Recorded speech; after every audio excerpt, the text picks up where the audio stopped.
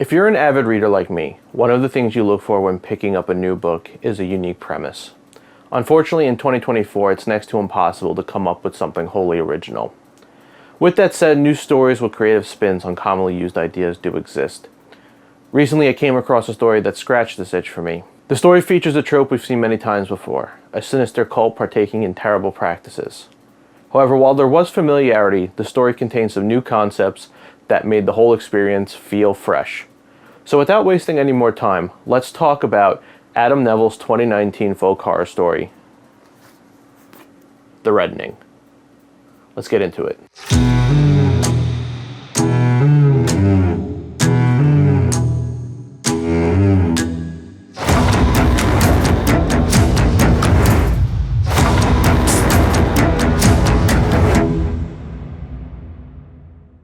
The story of The Reddening takes place in modern-day South Devon, England, albeit with some author-created elements such as made-up towns. The novel's premise revolves around the discovery of an ancient cave system near the fictional town of Brickburg.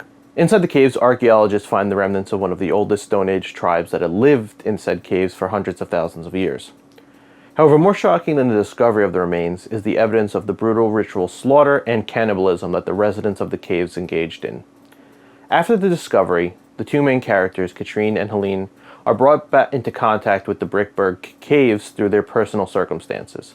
As both women become more involved with the caves, they begin to realize that a deeper mystery is taking place in the region with exceedingly dark implications. Slowly it becomes clear that the practices of the Brickburg caves are not as forgotten to time as one might have hoped, and worse still, there is the growing revelation that the dark gods of the Brickburg caves might be more than legend. Overall, I very much enjoyed The Reddening. I found the story suspenseful and the mystery intriguing. After some thought, I concluded that there are three main things that make this story stand out: the characters, the nature of the horror, and how the story maintains immersion.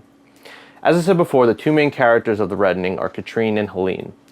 The former is a lifestyle reporter in her early 40s who helped to cover the original discovery of the Brickburg caves. The latter is a young single mother whose brother committed suicide a year ago in the area surrounding Brickburg. While I wouldn't say that either character is especially deep or complex, and likely won't make your top 10 list of iconic protagonists, both are written with enough depth to make them sympathetic. Sometimes horror stories have a bad habit of creating lead characters that the reader roots against. Often you'll see characters that are immoral to the point of invoking feelings of hatred, or more commonly, moronic to the point of making a reader apathetic. While the former can be a conscious decision by the author, the latter is typically an unintended result of suspenseful scenes not being well thought out, and requiring character stupidity in order to not be resolved immediately. Luckily, with both Katrine and Helene, this was not an issue. Both women are decent human beings with tragic backstories who are forced into terrible circumstances due to their involvement with the Brickburg caves.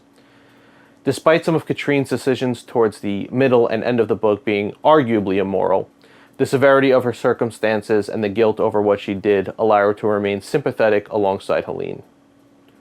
Ultimately, this allowed me to root for the protagonist the entire time, without once hoping that the story would wrap up early with both protagonists' premature demise. The second thing that made The Reddening work is the nature of the horror. Like I said in the intro, no story in the modern era can ever be entirely original, and The Reddening is no exception. It is immediately apparent upon starting The Reddening that there are many ideas that have been done in other stories, especially those within the folk horror subgenre. The trope of the secret cult committing profane rituals will be familiar to any person who is even cursorily familiar with horror stories. However, I think The Reddening adds some original flavor by not appealing to a real-world religion or belief. In The Reddening, the horror elements are tied to something ancient and unfamiliar to the modern world. This isn't some pagan cult worshipping some obscure Nordic deity as you might see in other folk horror stories. Instead, everything stems from a long-forgotten Stone Age religion, a unique creation of Adam Nevill's. It's a small detail that went a long way in increasing my enjoyment of the story. Instead of relying on real-world mythology, the story utilizes something entirely unfamiliar, which helped to keep me in suspense. The last thing that makes The Reddening stand out is the most important. I know nothing makes me lose interest in a story more than when a writer reveals the strings they use to control events. Whether it be plot armor that keeps a character alive when they should have died, or a deus ex machina appearing out of nowhere to solve an issue. When a writer creates tension and has to find cheap ways to resolve the problems at hand, I stop caring. Luckily, I never found this to be an issue throughout the Reddening. Before I go any further, I want to issue a slight spoiler warning. I've done my best to speak as vaguely as possible to avoid giving away specific details. However, what I'm going to talk about here has implications that reveal whether or not characters survive certain ordeals.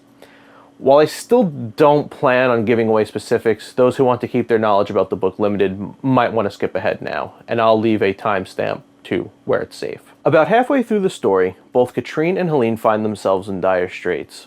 In both situations, I was unsure how each woman would survive her current predicament. With specific regards to Helene, I started fearing that her situation would actually ruin the book for me. As the tensions rose, I felt confident that it was too early in the story for Helene to meet her end.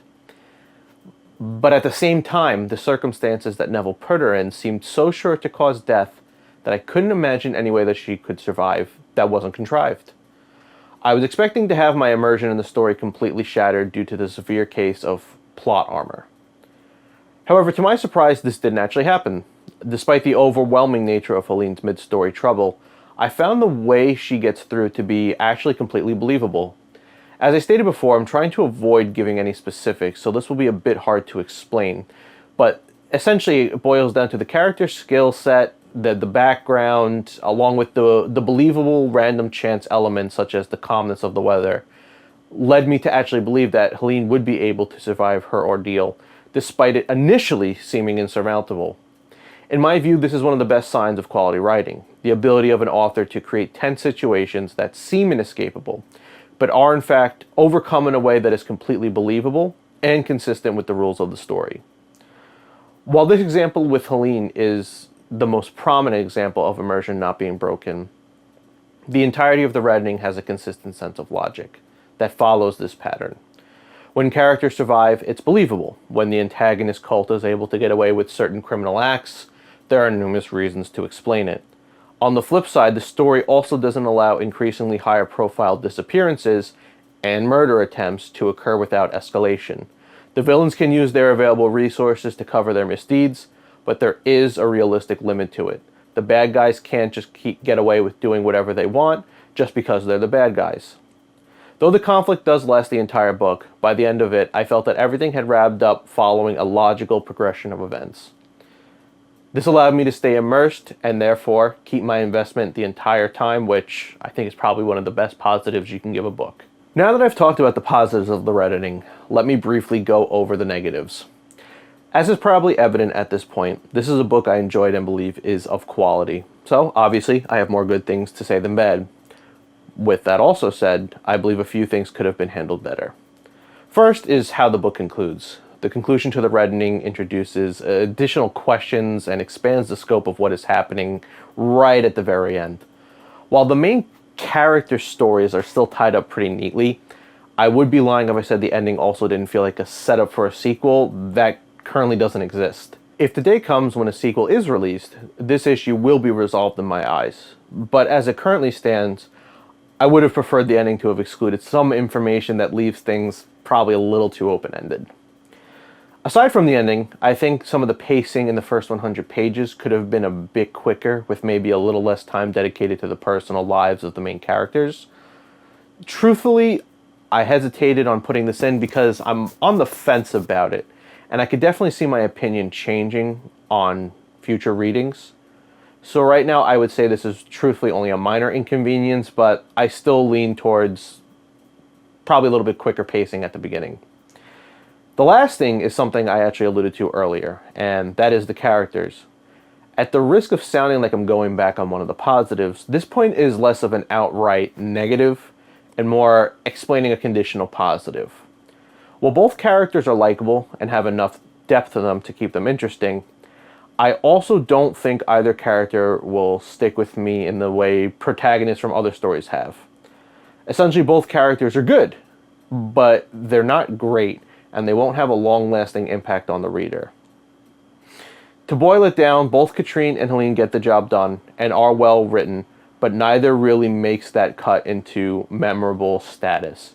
So again, this is more of less, I should say, of an outright negative and more of a conditional positive. So the characters are good, but don't add as much to the story as I think they could have, if that makes sense. So overall, the final verdict is The Reddening was a very solid read, and I'm really glad I picked it up. The story's plot features fresh elements in the form of the prehistoric religion, which creates an exciting spin on an old concept. The characters were likable, so I was able to root for them the entire story. And, most importantly, despite how extreme the events were, the writing was sensible and consistent enough to never break immersion. The only things that really hold The Reddening back are aspects of its ending. A bit of slow pacing at times, and characters that, while sympathetic and functional, fail to reach truly memorable status. If I were to rate The Reddening, I'd probably give it about a 7.5 out of 10, along with a strong recommendation for anyone looking for a folk horror story to sink their teeth into. So that's going to wrap up this review. Again, I appreciate everyone who came out here to check out the video. I hope you enjoyed it, and if you did, please consider liking and subscribing so you don't miss future uploads. But until that time, this has been James with the Paragon Chronicles, and we'll see you next time.